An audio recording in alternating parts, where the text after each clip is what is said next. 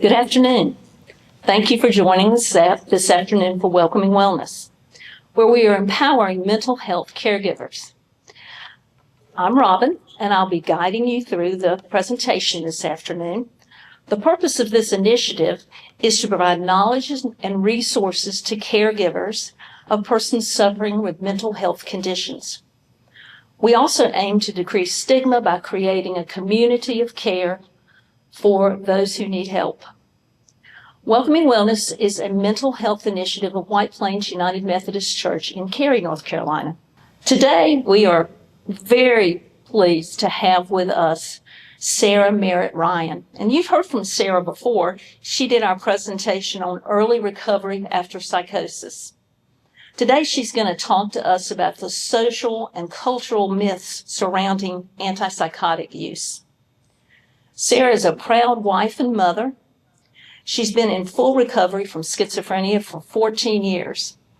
Now, I could tell you all about Sarah and all of the wonderful things she's done, but I'd have to take up the whole hour to do that. So rather than doing that, I'm going to let her talk. But I did want you to know a few things about her. She's an author, a blogger, and a writer for Psychology Today. She also consults with the UNC Department of Psychiatry. Her first book, My Soul to Keep, will be released in June 2026. So we need to be looking for that. Okay, let's welcome Sarah. Thank you so much, Robin. I really appreciate that intro. Brought a smile to my face. Yes, my first book-length work will be 55 sonnets called My Soul to Keep, Faith in the Midst of Suffering Leads to Deliverance and Praise. Should be out in June 2026. I have a wait list on my website, but we'll talk about that later. So yes, I write for Psychology Today, NAMI.org, Writer's Digest, and I just got an academic piece published in Schizophrenia Bulletin Open, which is something I'm really proud of.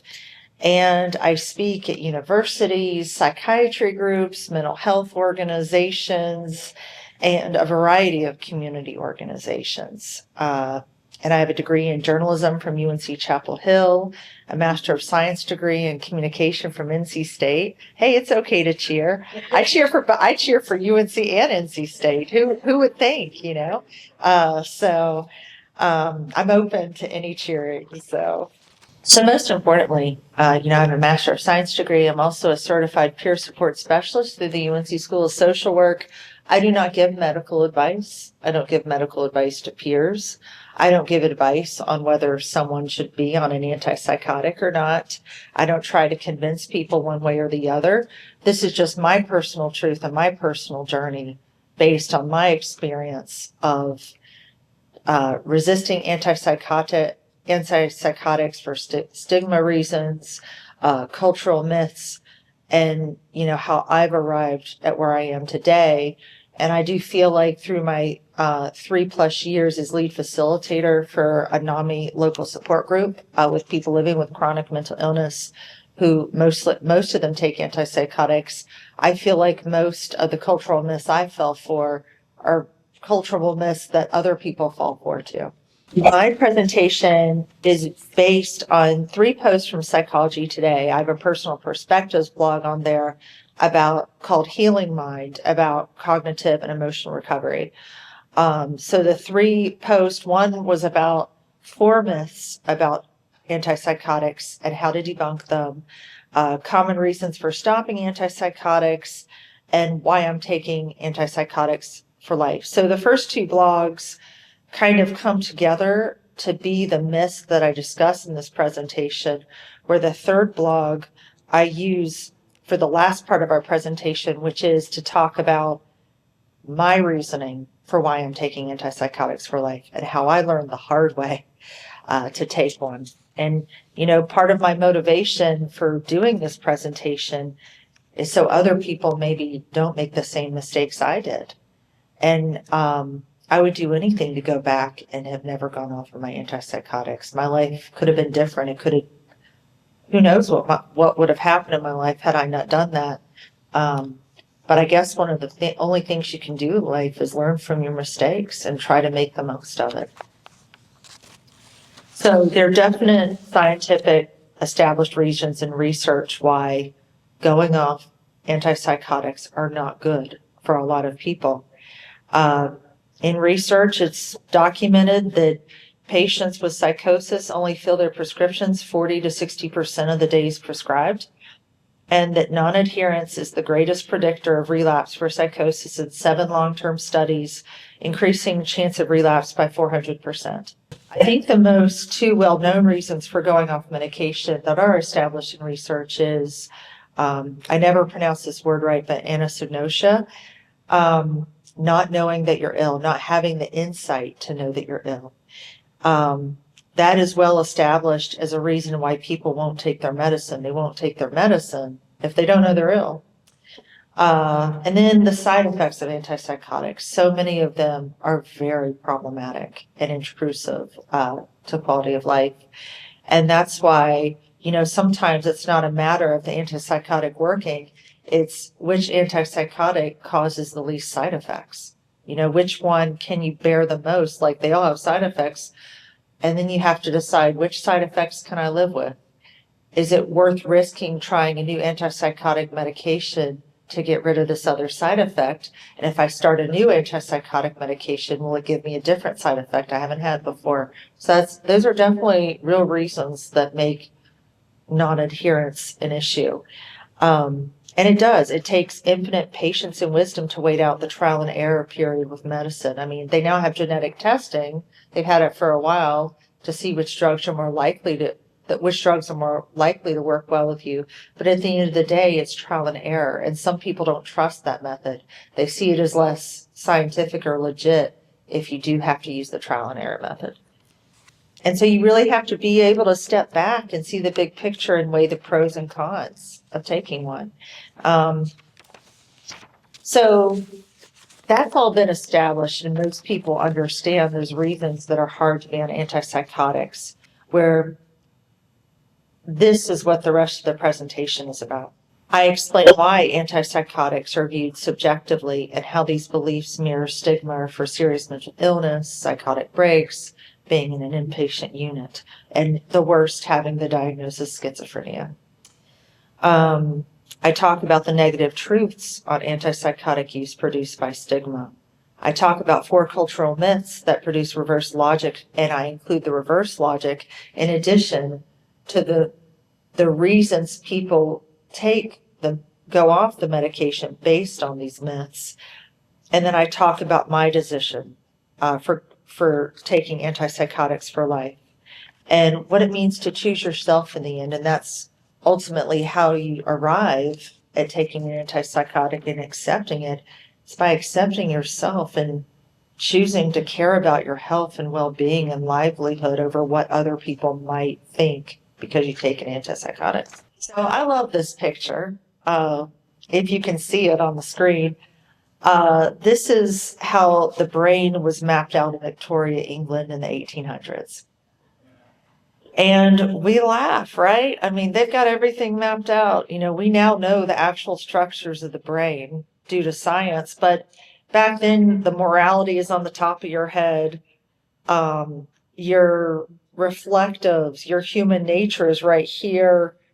The animal primal instincts are around the ear and aspiring, and there's all these attributes and all these virtues, and it's all mapped out.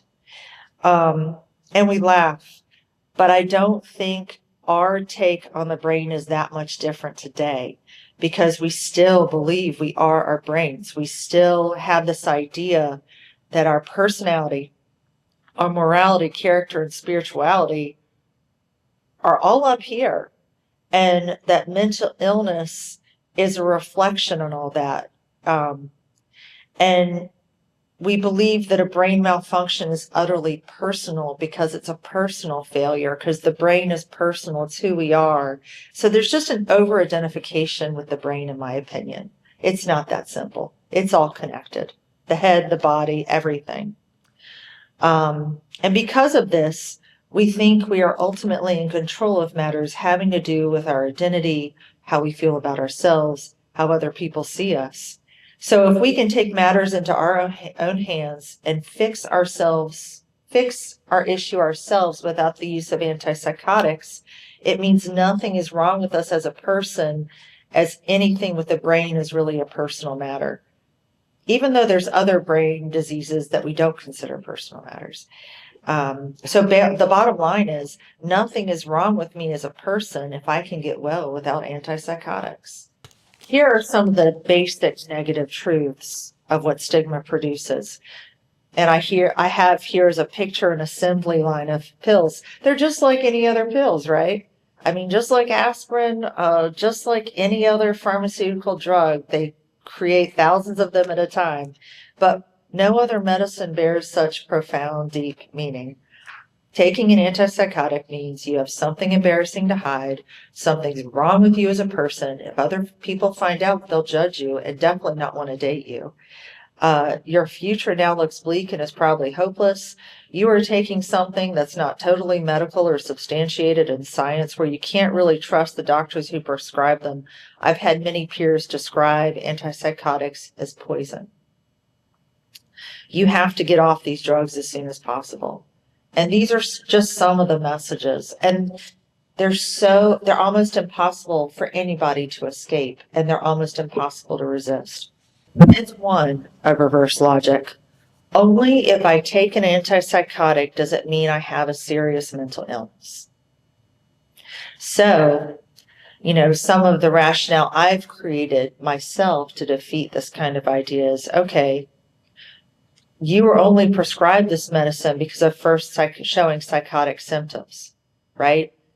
You're reversing causality here.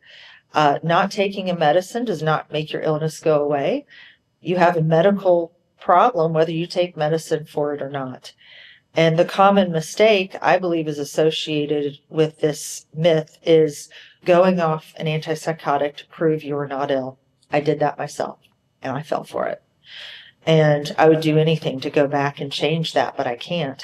If people think taking an antipsychotic is bad, try having a psychotic break. It is much more embarrassing, much worse, and infinitely more damaging. My life is over if I go on an antipsychotic. I fell for that one too. I thought that my life could not move forward while taking an antipsychotic. I didn't believe I could meet somebody. And part of it wasn't logical at all. I just literally thought I couldn't move forward, like it was holding me back. And it was the exact opposite. My life could only continue to move forward once I consistently took an antipsychotic. So the healthy reasoning I've developed is your life may be over only if you don't take an antipsychotic. You can date and meet someone while taking on an antipsychotic. You have the option to stop being on one, and not everyone has to be on one forever. And you may not be able to move forward with your life goals and achieve them without medical intervention. And the common mistake is to going off an antipsychotic to have nothing embarrassing to hide, like in a relationship. I was convinced, that was a huge reason. I was in my early 30s. I was getting to that panic point in terms of meeting the right person in time. And that was one of the biggest mistakes of my life, thinking that I couldn't date, that I couldn't meet someone if I was taking an antipsychotic. And I did get married. I did meet someone. Even after I had 3 psychotic breaks and got diagnosed with schizophrenia, he still accepted me after that. So I would have definitely been accepted if I had just been taking an antipsychotic. So myth 3, only if I agree to take an antipsychotic do I face a stigmatized diagnosis, where the worst thing of all time is to be diagnosed with schizophrenia. I hear this from others, even clinicians, that they have patients who they're scared that taking antipsychotic equates them to having schizophrenia. And let me tell you, if you have schizophrenia and fully recover, all the stigma of antipsychotics and being diagnosed with schizophrenia go away. So once you're really recovered, all of this stuff loses its power on you. It really does. the logic I create is you can't change reality by not addressing it. It's not worth going untreated for a chronic health condition that could lead to a catastrophic situation just to avoid a medical diagnosis. Because at the end of the day, schizophrenia is just an arbitrary word. It's just a word. And it doesn't really mean that much. Schizophrenia isn't really even one disease. It's a range of symptoms. It's a category of symptoms. It's not even really even one illness. Even though a lot of people don't understand that. Everyone thinks it's one thing that's really bad. But there are cases from mild to severe, and 30% of us have every opportunity through antipsychotics to fully recover. Whether or not you're officially given the label doesn't change whether you have the illness or not. Whether you reject or avoid someone telling you have schizophrenia, it doesn't change whether you have schizophrenia or not. Your happiness and well-being are more important than what you think others might think about a diagnosis. And often you project what others might think based on what you think. You can't expect other people not to judge you, and you can't anticipate who's going to judge you and who's not going to judge you if the primary driver of that is that you judge yourself. So, the common mistake is we fear the stigmatized diagnosis more than the illness itself. Stigma essentially is more painful and dangerous than a serious medical condition, which is, so unfortunate. This illness is 5 times worse than it has to be because of stigma.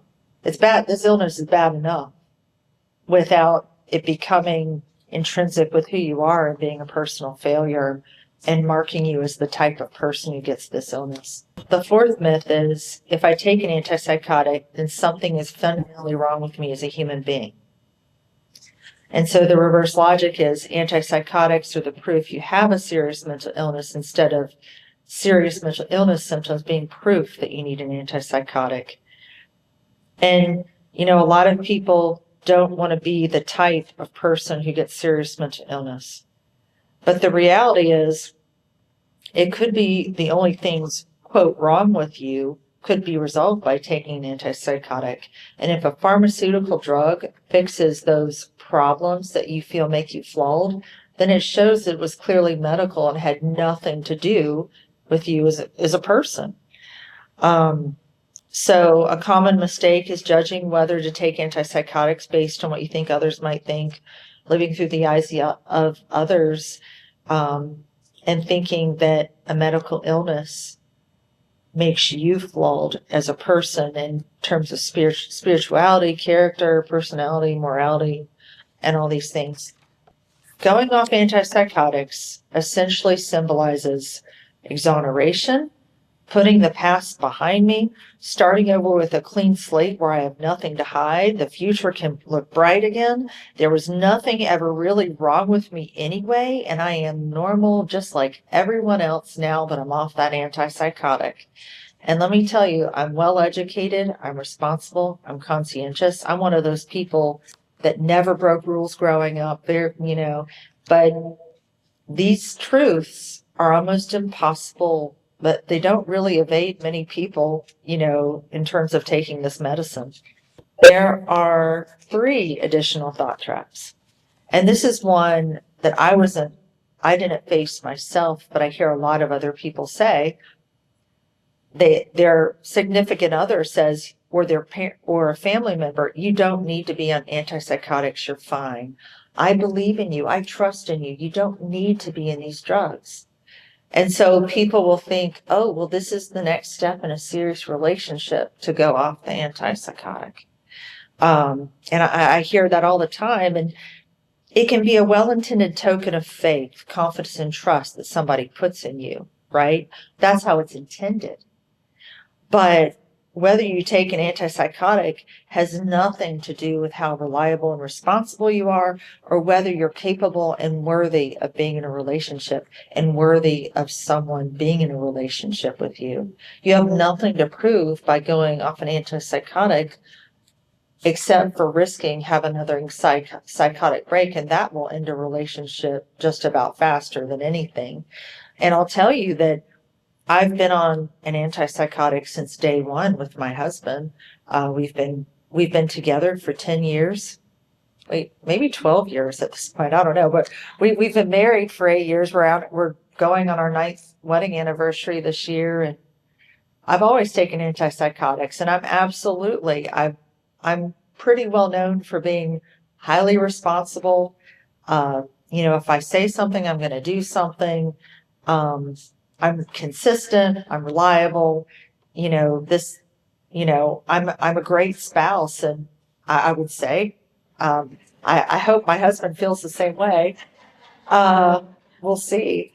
But I think that the reason I'm such a great spouse is, in terms of no mental illness symptoms, being dependable and predictable and everything, is because I'm on an antipsychotic.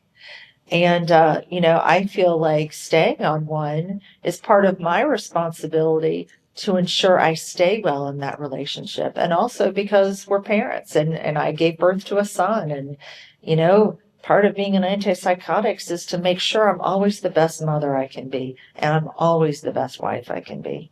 Another thought trap is that I hear all the time: my goal is to go off antipsychotics as soon as I don't need them anymore.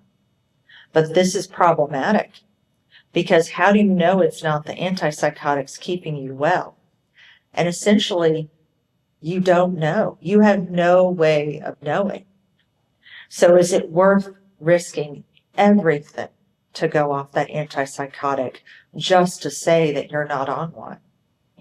And for me, my antipsychotic, I take it with my anxiety medicine after I take out my contacts at night. It is that simple. It's part of my bedtime routine. It's just another pill that I take. It doesn't mean anything anymore.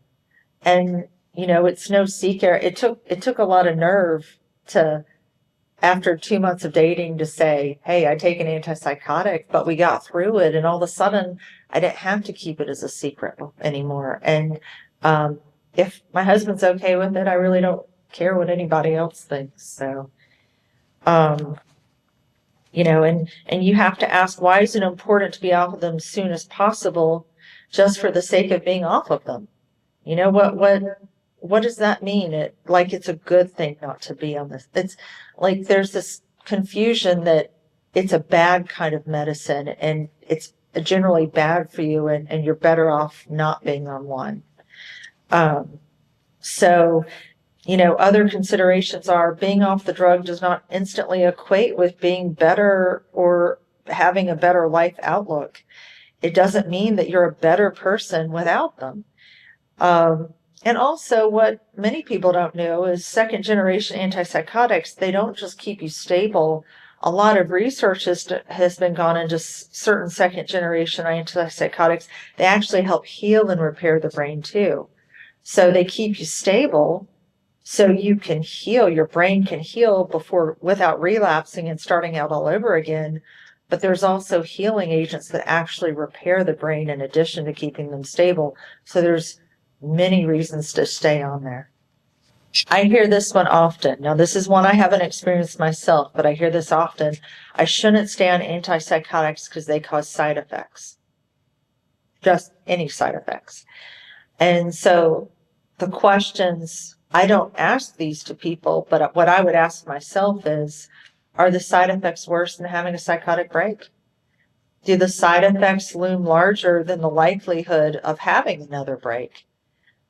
And you also have to tell yourself all drugs have side effects. Over-the-counter drugs have side effects. Why is it not okay for antipsychotics not to have side effects? Chemotherapy has major side effects, but people take it anyway as a choice. Yes, there's a lot of people, like I've heard people call antipsychotics poison, and there's this concept that antipsychotics do more harm than good. But I think there's a confusion in that sense, because people live with side effects daily that are pervasive and annoying and irritating. I had a terrible side effect for 25 years, but they don't see what the drug is doing because the drug produces an absence of symptoms, instead of making you feel a certain way. So you can't tell the drugs are making a difference other than the fact that you are well, but then that creates confusion because people think, well, I must not need to be on them because I'm fine, but that's not the case, because they could be the very thing keeping you well through an absence of symptoms.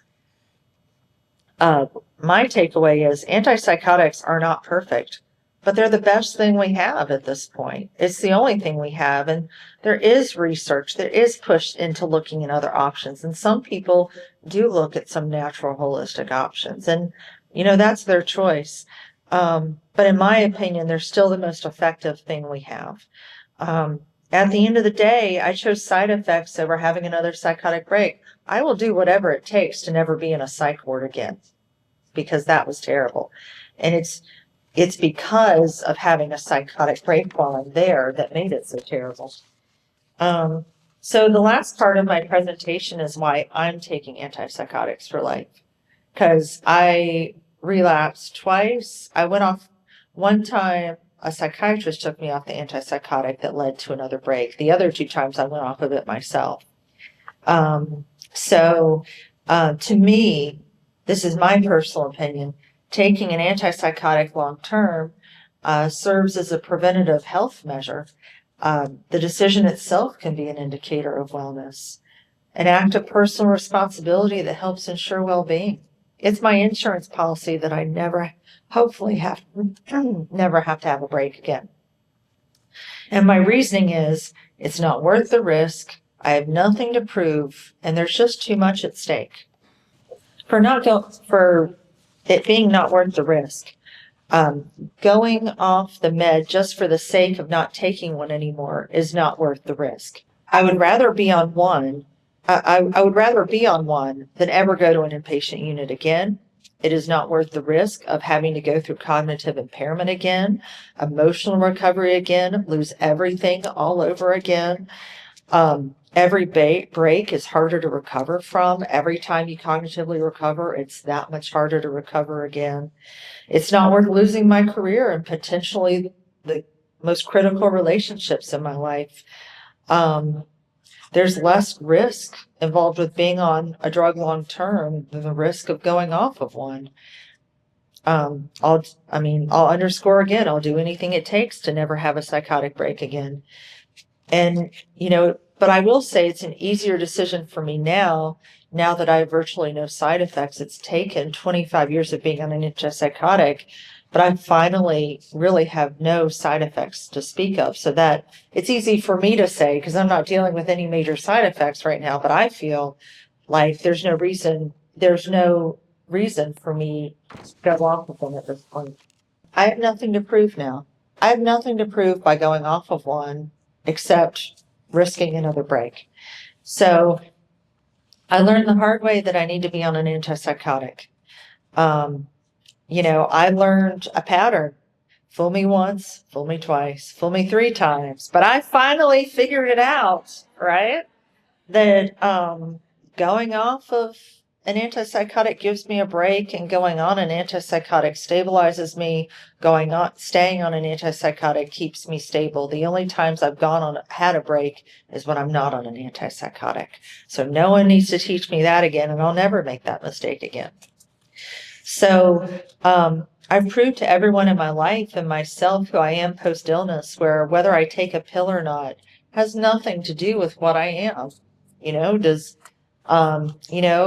Any drug, a heart medication, a kidney medication, blood sugar medication, that doesn't define us. We don't think that says anything about us as a person. So why should an antipsychotic? Everyone knows now that I take an antipsychotic. I'm public with it, and no one judges me for it that I know of. And it just doesn't mean anything anymore. And like I said, since my husband accepts me, he's fine with my medication, and my son who's 6 knows about it. I was prepared to tell my son about my illness and my medication, like when he's in middle school. And when he was 3 years old, I pulled up to the pharmacy drive-through and I was getting my medicine. And out of nowhere, he said, "Mommy, why do you take medicine?" And I was like, oh, wow. I'm starting this conversation now. And at the time, I just said, "It makes me feel better." And, I had to upgrade my answer like a couple years later. And I told him I take medicine to help me think clearly. And that's fair. That's accurate. But my husband and son are the ones who matter most. And I feel like we're handling that whole situation better, or like it's working. So there's just too much at stake. I'm a wife. I'm a mother. I'm a public speaker. I have a public forum. I really don't want to have a psychotic break when I have access to publish or write. And, there's just all these reasons that there's too much at stake. In 14 years, I've built everything I assumed would happen in my life before I was ill that I thought could never happen. I thought when I hit ground, like the bottom, the rock bottom after my third break, we thought that I would be on disability. We thought I would never work again. I mean, the idea of getting married and having a child, that was long gone. And none of that stuff was supposed to happen. But I did heal, and all those things that were never supposed to happen for me anymore did happen. And it would put everything I've worked for at stake. It's taken 14 years to get to this level of cognitive and emotional recovery. And to me, it would be foolish for me personally to risk all that and start all over again. My antipsychotics, my safety net and insurance policy that I won't lose everything I've built in these years of stability. And there's always this anxiety that looms over anybody with a psychotic disorder. Could it happen again? Could it happen out of nowhere? Could it happen when I'm on a drug? Could it happen if I'm not getting enough sleep at night? That's extra pressure when you can't get to sleep at night. If like, oh no, if I don't get to sleep, if I lose sleep, I could have another break. So that's just, added pressure. But, I really feel over these last 14 years of being medicated that I really don't think I could have another break. I think my psychiatrist only concern is if I go through a period of insomnia, that I could have another break. Taking one less medication out of principle is far less critical than risking my health, endangering my family, losing my business, hurting other relationships, and starting all over with cognitive and emotional recovery.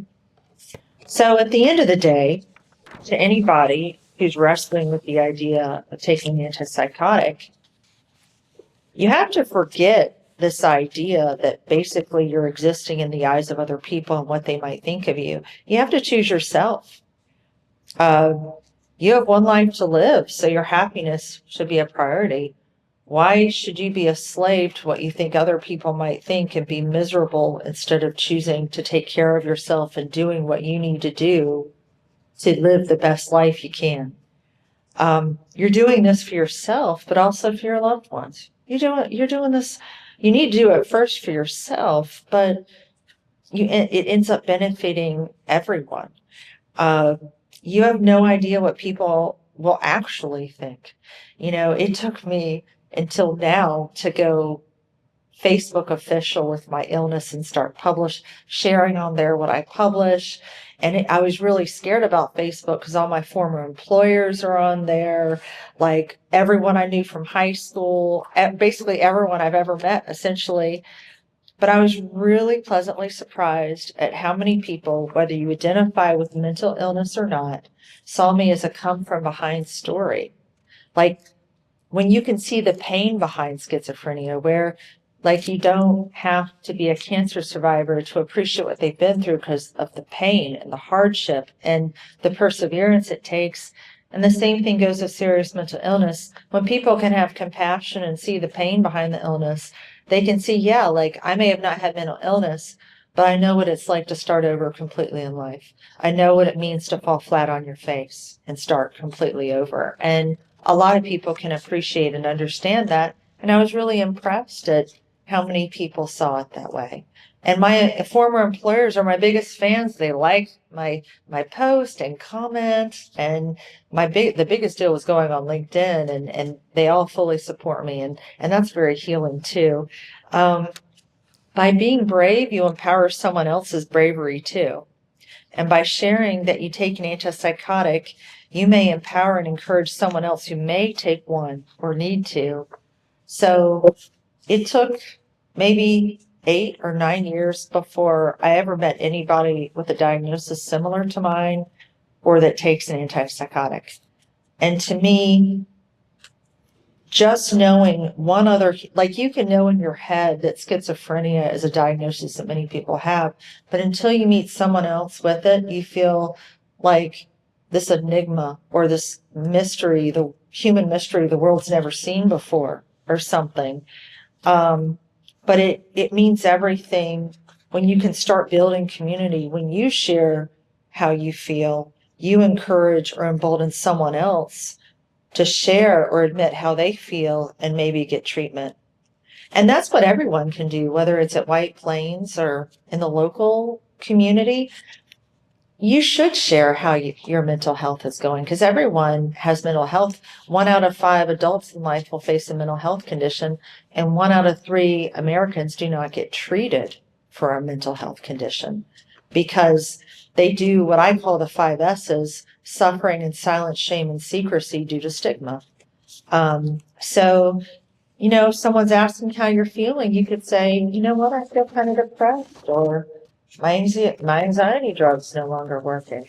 It's okay to share these things, because I think at the end of the day, people really appreciate vulnerability and just people being real. Because maybe you're not feeling great, but, if everybody else presents this idea that everything's perfect and they're feeling great, it can be isolating. And no one is always feeling 100% great, and that's okay. So I encourage you to connect with me on my website, sarahmerrittryan.com. I have a guide on emotional recovery essentials. It's like a 12-page guide of breaking down what I mean by by emotional recovery. And like I said, join the movement by disclosing your mental health, your condition. Are you just feeling sad one day? Are you feeling down? It's okay to tell people about that. Just as a few updates, like I said, I'm now a certified peer support specialist with the University School of Social Work. My book of sonnets is on the way in June, very exciting. I just published my first academic piece in Schizophrenia Bulletin Open, which I'm really excited about. I'm about to submit my second academic piece to a journal that invited me to submit to them, so that means a lot. And it's on quality of life, emotional recovery after psychosis. And so definitely my thoughts are getting attention, which, is really an honor and means a lot. Thank you, Sarah. Thank you. When you listen to Sarah, I always try to pick out some things that she says that mean a lot to me. And one of the things that she said today, and it makes so much sense, sometimes we don't think about mental illness like we think about heart disease, or we think about diabetes, or we think about cancer. But if you have any of these other conditions, you're going to take some medicine for them. So why would you not do that for mental health difficulties? I think that's very important, and just probably the most important thing she's trying to drive home to us today. Plus the fact that she is representative of the fact that there can be success with antipsychotics, and there can be recovery, complete recovery, as long as you're medication compliant. Thank you for that, Sarah. So as you know, our services are free to the public, but if you'll go on our website at welcomingwellnessnc.com, you will find a big Donate Now button. So if you found anything valuable in any of our presentations and would like to donate, we'd be happy for you to do that. If you are a member of a civic organization, a church organization, and would like to have a speaker come and talk to them about mental illness and mental wellness, we'd be happy to have somebody from our committee, Welcoming Wellness, to come and talk and just give them an idea of our program so we can expand our reach into the community. And we want to thank you for spending a part of your afternoon with us. And we are very happy to have you here, and we hope you'll join us again. Thank you.